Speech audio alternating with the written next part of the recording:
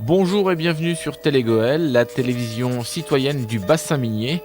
Sans plus attendre, voici tout de suite le sommaire de l'édition de ce journal du vendredi 9 octobre 2015. Du raisin à Liévin avec la fête de la vigne. Une grande maquette sur la Grande Guerre à Bully-les-Mines. Et enfin, de la science ce week-end à Billy-Montigny.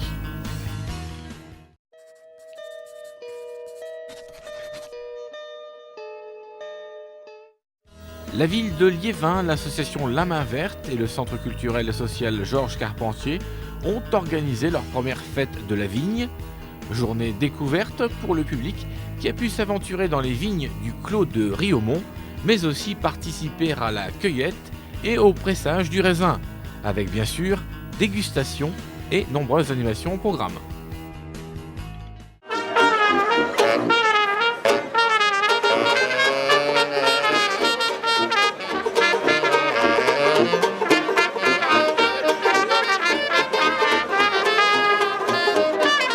Alors notre association La Main Verte s'occupe des vignes de Liévin qui ont été plantées voici maintenant 5 ans à la demande de la municipalité.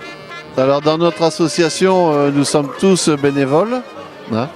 Donc notre association comporte une 50aine d'adhérents. Et il y a environ vraiment une quinzaine de personnes qui s'occupent des vignes. Alors le vin, c'est véritablement la 3e année, puisqu'il y a une année où on a eu la maladie, l'oïdium, et donc on a dû jeter le raisin. Ensuite, l'année suivante, nous avons fait notre première récolte, donc nous avons eu une centaine de bouteilles de vin.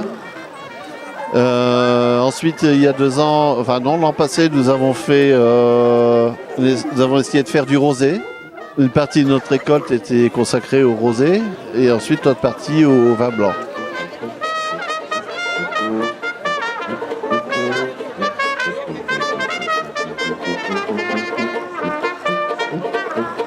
Cette année, nous faisons que du vin blanc. Donc en fait, il y a deux parties dans cette manifestation. Le matin, il y a eu les vendanges, organisées en 3 phases pour que les vendanges soient étalées sur toute la matinée. Donc ensuite, le vin, il est venu ici au pressoir. Et ensuite, le jus de raisin coule dans notre rocher, directement dans les cuves. Alors il faut savoir que la vente du vin dans le Nord-Pas-de-Calais est interdite. Donc nous faisons don à la ville d'une partie de la récolte. Non, quand même pas. Mais là, bon, il est quand même, d'après le vigneron qui nous chapeaute un peu, c'est un vin qui est quand même acceptable.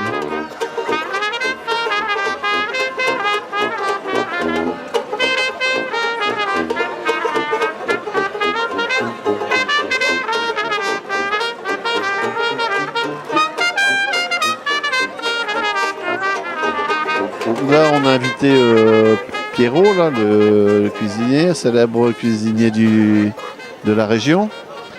Et ensuite, nous avons essayé de rassembler toutes les associations et confréries de la région de Nord-Pas-de-Calais.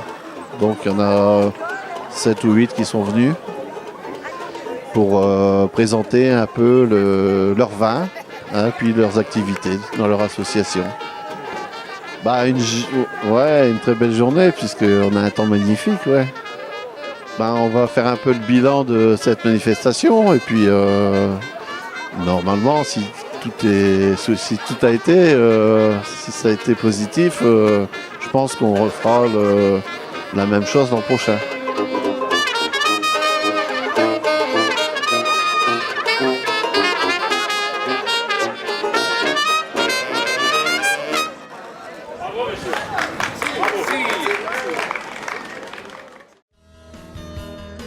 La ville de Bully-les-Mines et son atelier de recherche historique commémorent à leur manière le centenaire de la guerre 14-18 avec la réalisation d'une maquette représentant cette période où tout est reproduit au moindre détail.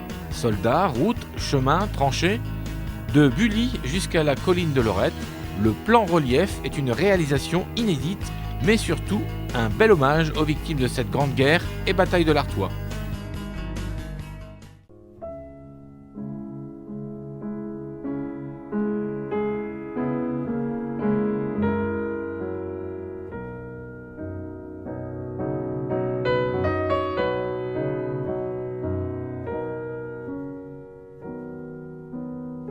Alors dans cette maison des associations, il y a eu la création de la maison du centenaire. C'est une volonté municipale pour expliquer la particularité de la Grande Guerre et des souffrances des populations civiles et des soldats de l'époque. Au niveau du comité de pilotage de la commune, ils ont décidé de réaliser le plan relief avec l'atelier de recherche historique de Bully-les-Mines et plusieurs personnes ont travaillé sur la réalisation de ce plan relief qui est en gros représente 3250 heures de travail.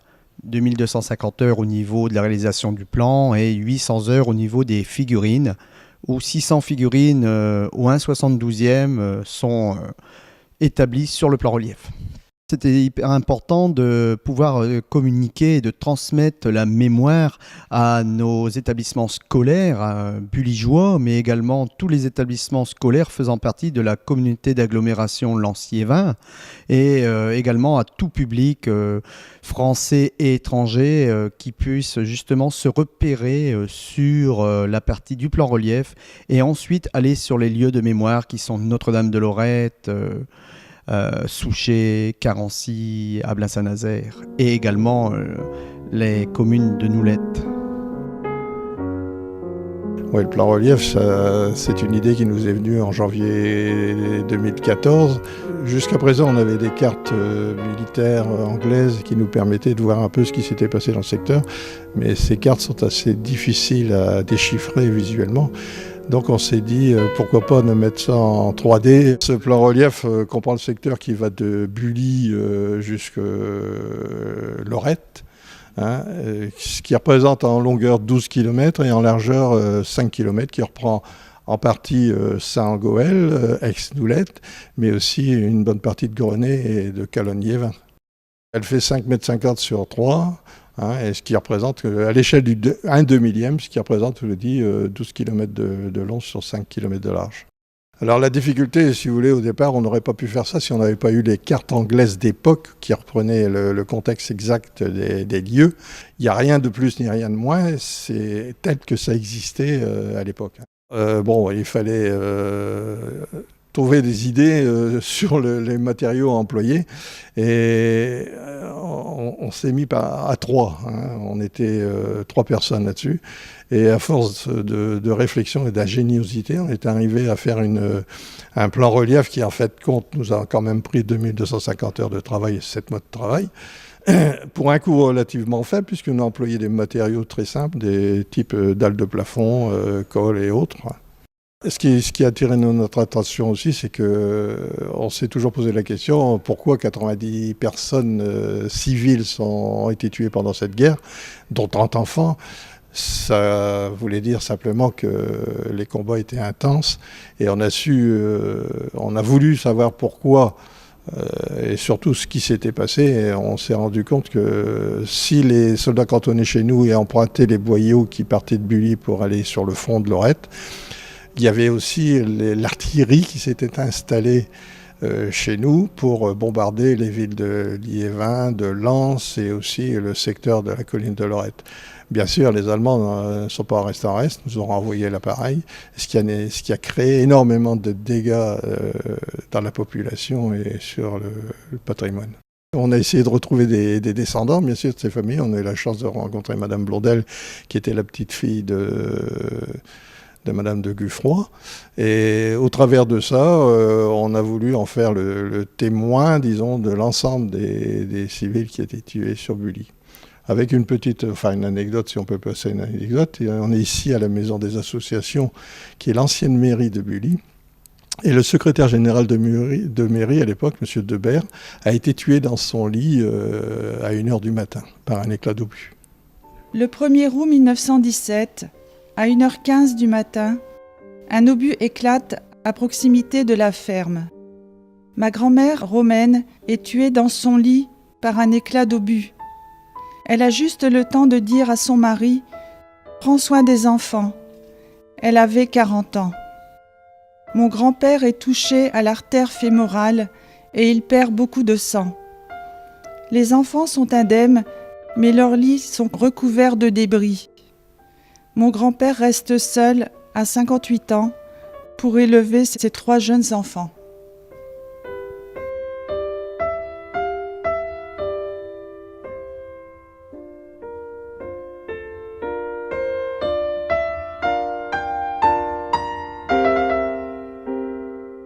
En fait, j'ai lu un extrait de la lettre qui est un hommage à ma grand-mère. Moi, à travers elle, c'est un hommage. C'est vrai que bon, elle était décédée, donc on n'en parlait plus. Et le fait de faire revivre cette guerre 14-18 à travers les victimes civiles, ça me fait quelque chose d'émouvant. On m'a demandé de remettre une photographie de ma grand-mère et cette photographie, je ne savais pas du tout qu'elle allait être agrandie, qu'elle aurait pris une telle importance dans l'exposition. Et je suis vraiment très touchée de cet agrandissement et puis que ma grand-mère soit mise comme ça à l'honneur et qu'elle représente en fait les victimes civiles durant la guerre 14-18. J'habite toujours Bully, donc je me sens proche de ce qui s'est passé à Bully en fait, et pour moi c'est vraiment très très beau ce qu'a fait Monsieur Chopin ainsi que la ville de Bully. C'est vrai que Bully a été beaucoup touchée par cette guerre et donc je trouve que c'est très beau d'avoir remis ces victimes civiles et à l'honneur et puis ainsi que tous les morts et ça me touche beaucoup.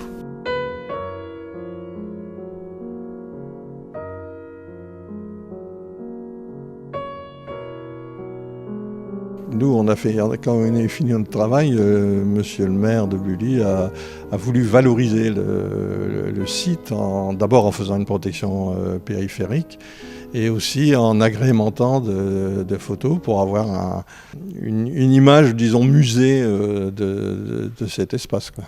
Et les photos qui sont autour représentent les démolitions sur Bully, les victimes civiles, les soldats qui sont venus y mourir. Enfin, ça amène beaucoup de visites, mais aussi de visions différentes suivant les personnes qui viennent. On a quand même eu pas mal d'étrangers et dernièrement on a eu 3 couples d'Australiens qui n'ont rien à voir avec le secteur, mais qui se sont bien intéressés à ce qui s'est passé. Bon, beaucoup de gens, je l'avouerai, sont surpris de ce qu'ils voient, je veux dire, émerveillés. Bon, ils viennent ici pour passer 5-10 minutes et puis ils restent 2 heures, quoi.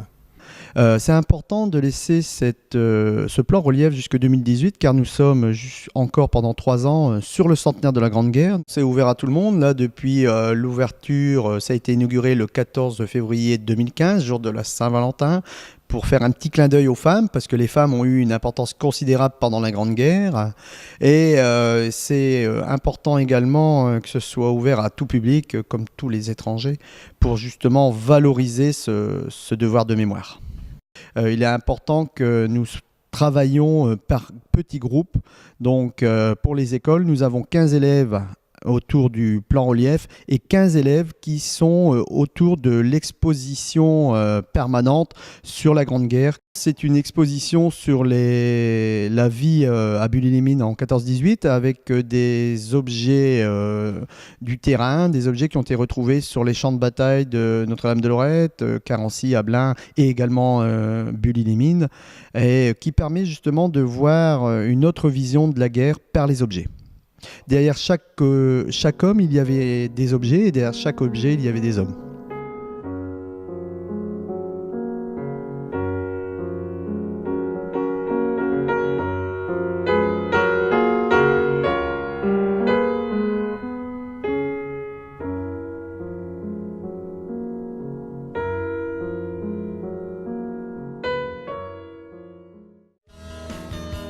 Ce week-end, le public pourra stimuler son goût pour les sciences. À l'occasion de la fête de la science, la communauté d'agglomération Lens-Liévin propose son village des sciences à la salle Paul-Éluard de Billy-Montigny. Samedi et dimanche après-midi, nombreux professionnels et amateurs témoigneront de leur expérience et intérêt des sciences dans la vie quotidienne. Chacun pourra manipuler, tester, participer à des visites de laboratoire et même dialoguer avec des chercheurs. Alors plutôt physique, mathématiques ou biologie, chimie ?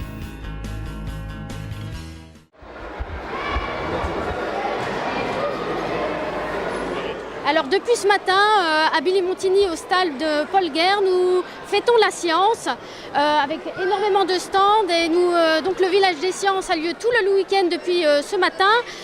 Toute la journée ainsi que demain matin, nous accueillons uniquement les scolaires. À partir de demain après-midi, nous sommes ouverts à tout public ainsi que dimanche après-midi. Donc demain, les horaires pour le public 14h-17h et dimanche de 14h à 18h. Alors ce salon est organisé par la communauté d'agglomération de Lens-Liévin en partenariat avec le conseil départemental du Pas-de-Calais ainsi que la région Nord-Pas-de-Calais. Ce salon regroupe différents professionnels de la science. Nous avons l'astronomie, le planétarium, les insectes, les robots, la minéralogie, les mathématiques également, le tri. Les tri ménagers, afin de familiariser les élèves ainsi que le public à tous ces domaines. Tout à fait, l'information de la fête de la science 2015 à Billy-Montigny est un critère important, donc qui relaye au niveau national toute l'envie des associations de faire découvrir, nous pour l'astronomie, mais aussi bien pour d'autres qui partagent notre souci, pour le climat, pour l'eau, pour les minéraux, pour un tas d'associations qui ont le même désir de faire partager leur savoir. Il faut simplifier pour le grand public qui n'a normalement peu de connaissances, donc nous-mêmes on n'est pas issus de domaines scientifiques, donc nous avons une envie de faire partager notre savoir, ce qu'on connaît, au grand public et surtout toucher les enfants dans les classes de primaire et secondaire qui, eux, porteront le projet plus tard, plus loin. Alors Vent dans le ciel, c'est une association club, loi 1901. Nous avons pour vocation de diffuser des informations pour les enfants, les scolaires, les collèges, voire les bacs, et aussi pour le grand public. C'est plutôt notre vocation, c'est d'atteindre le but du grand public avec les enfants. Donc nous leur donnons des moyens de pouvoir connaître plus précisément l'astronomie au travers de ce que nous présentons actuellement à la Fête de la Science 2015 à Billy-Montigny. Et nous créons des maquettes, de la photographie. Donc nous attirons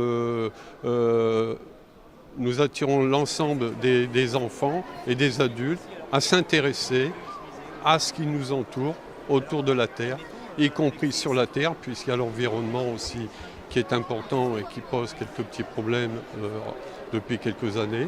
Donc notre vocation est purement simpliste, mais qui touche tout le grand public avec les enfants.